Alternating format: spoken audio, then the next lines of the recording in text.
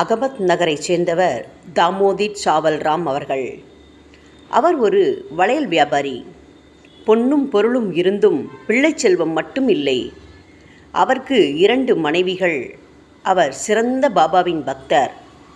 அது 1900ஆம் ஆண்டு. அப்பொழுது கோவாவிலிருந்து ராலே என்ற மம்பலத்தாரால் சாயிபாபாவுக்கு என்று 300 மாம்பழங்களை கொண்ட ஒரு பார்சல் வந்து சேர்ந்தது.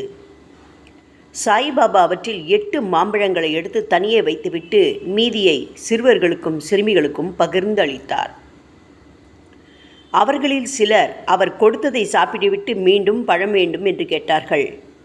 அவைகளை தாமியாவுக்காக வைத்துள்ளேன் என்றார் சாயி. அவர்தான் இங்கு இல்லையே என்றார்கள் சிறுவர்கள். இன்று இங்கு அவன் வருவான் என்றார் சாயி. சிறுவர்கள் அவருக்கு தெரியாமல் 4ஐ சாப்பிட்டுவிட்டு மீதி 4ஐ வைத்துவிட்டு போனார்கள். சிறிது நேரத்தில் நாமியா அங்கு வந்து சாயிபாபாவுக்கு காணிக்கை அளித்து நமஸ்காரம் செய்தார்.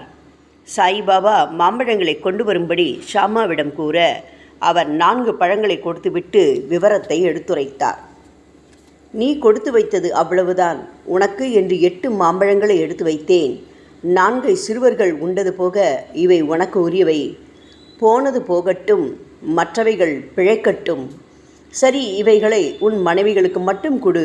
அவர்கள் சாப்பிடட்டும். உனக்கு ஆரோக்கியமும் நீண்ட ஆயுளும் கொண்ட பிள்ளைகள் பிறப்பார்கள் என்று பாபா கூறினார். ஆண்டுகள் பல சென்றன.